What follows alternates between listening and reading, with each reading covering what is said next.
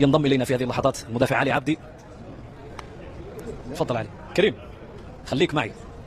علي عبدي، هي مباراة تحصيل حاصل صعب جدا يعني نفسيا على اللاعبين، العودة في مباراة أمام اليابان بعد الانطلاقة لنقل انطلاقة كارثية أمام منتخب الصين.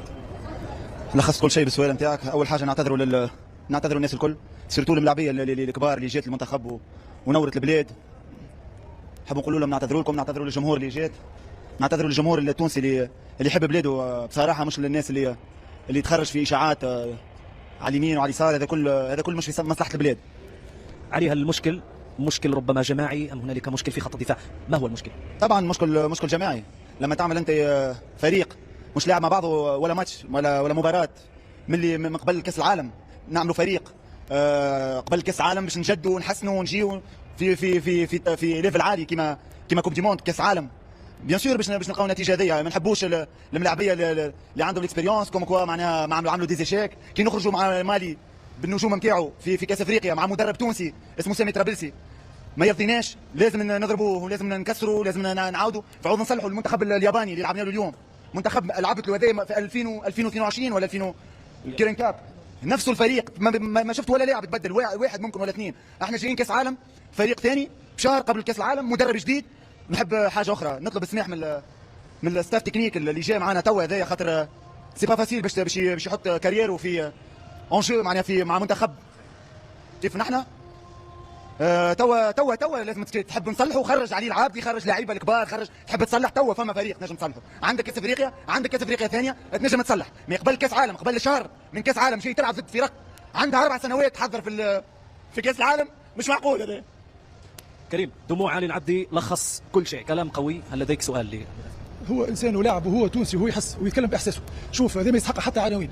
لما اللاعب يبدا محسوس وممسوس، وضعيه صعيبه على اللاعبين طبعا، هذا ما فيش حتى شك طبعا.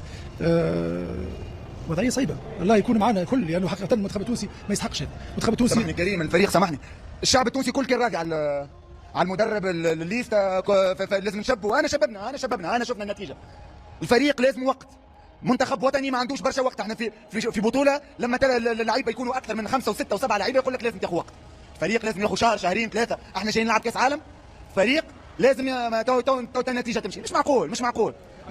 هذه طبعا هذه اخطاء صايره. شوف تحضير كاس العالم ماهوش تحضر في دوره وديه، هذه كاس عالم مستوى عالي جدا، اكبر المنتخبات موجوده، فاكيد انك ترشحت تحضر نفسك كما يلزم. نفس الفريق معناتها هذه قرارات هو اللي خلتنا وصلنا اليوم. علاش اليوم وصلنا يعني من فريق اللي من سنوات كان معناتها في ترتيب عالمي محترم جدا، وكنا معناتها في كاس عالم تربح فرنسا وتتعادل مع الدنمارك يعني، واليوم نقروا احنا معناتها في 2 مباريات 9 اهداف في 3 مباريات 13 هدف او 13 هدف. هذا كثير على تونس طبعا. هذا كثير. مش نتكلم معناتها مش شخص في الوضعيه، لكن الوضعيه هذه صعب جدا اليوم باش تقبلها، والشعب التونسي صعب باش يقبلها. تواجدت اليوم مع كبار الشخصيات، مع اساطير كره القدم المدعوين لهذا الحدث التاريخي، المباراه رقم 1000 في تاريخ كاس العالم. اكيد انك كنت سعيد بهذه الدعوه من الفيفا رغم النتيجه التي حققها المنتخب التونسي. اكيد اول حاجه هي مباراه تاريخيه، مباراه 1000 في تاريخ كاس العالم. طبعا شرف كبير باش نكون متواجد وتم دعوتي من طرف الفيفا، لكن كذلك باش نشوف المنتخب التونسي ونعيش الاجواء المنتخب في المكسيك. نحكيو على كاس العالم، طبعا مباريات مهمه، مباريات عندها طابع خاص الحمد لله، لكن للاسف يعني المنتخب التونسي لم يوفق في المباراه هذه. منافس صعب في اجواء حقيقه مميزه جدا، لكن يعني فما تفاوت كبير بين المستويات حقيقه. من المنتخب الياباني يعني تقريبا على كل الواجهات قوي جدا في الهجوم، في الدفاع، يعني وقت يحب يساعد الريتم يساعد، وقت يحب ينزل الريتم ينزل. على المستوى الثانوي تقريبا ما يخسرش ثانويات رغم قصر قامه لاعبيه. حقيقه منتخب صعب جدا، منتخب ممكن يروح يعني بعيد في الكاس العالمي هذه، منظم يعني عنده افكار واضحه. المنتخب التونسي حقيقه يعني بعيد كل البعد على المستوى، بعيد كل البعد. يمكن القول بان المنتخب التونسي ربما لم يملك الادوات الكافيه لمجرد ايقاع المنتخب الياباني. اريد ان اسال عن طريقه اللعب وربما الرسمه التكتيكيه المعتمد من هيرفي رينار، الاعتماد على ثلاثي في محور الدفاع ومواصله طيله المباراه بخمسه مدافعين. هل هي واقعيه من هيرفي رينار الذي استلم المفاتيح اعتقد يومين قبل هذه المباراه؟ والله في الاخير المدرب يعني خذا بعض القرارات التكتيكيه في وقت وجيز، لانه ما نجمش نحمل المسؤوليه وما نجمش يعني نحاول معناتها ننقده بالسلب. طبعا باش نحكم على المنتخب الوطني في المردود نتاعو، يعني 3 لاعبين او 5 لاعبين في الخلف لم ننجح معه. يعني في المباراه الاولى يعني 5 لاعبين وقبلنا 5 اهداف.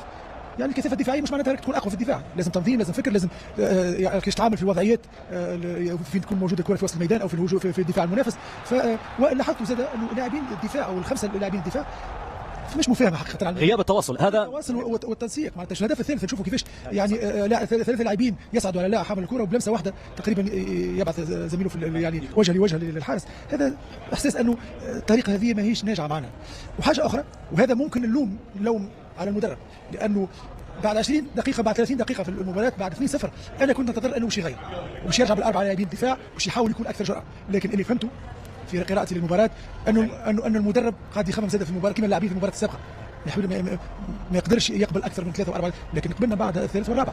فالمدرب حقيقه لا نلوم عليه، انا لومي الكبير هو على طريقه اعداد المنتخب، على المسؤولين وعلى طريقه اختيار اللاعبين. وهذه كلام معناتها كبير قاعد يتحكى في الشارع الرياضي على خيارات يعني في فائده الفرق الاستفاده ماديا. معناتها المدرب يعني اختيار كيفاش اخترتوا المدرب، هذا الكل يعني مواضيع يعني حقيقه عليها برشا نقاط استفهام.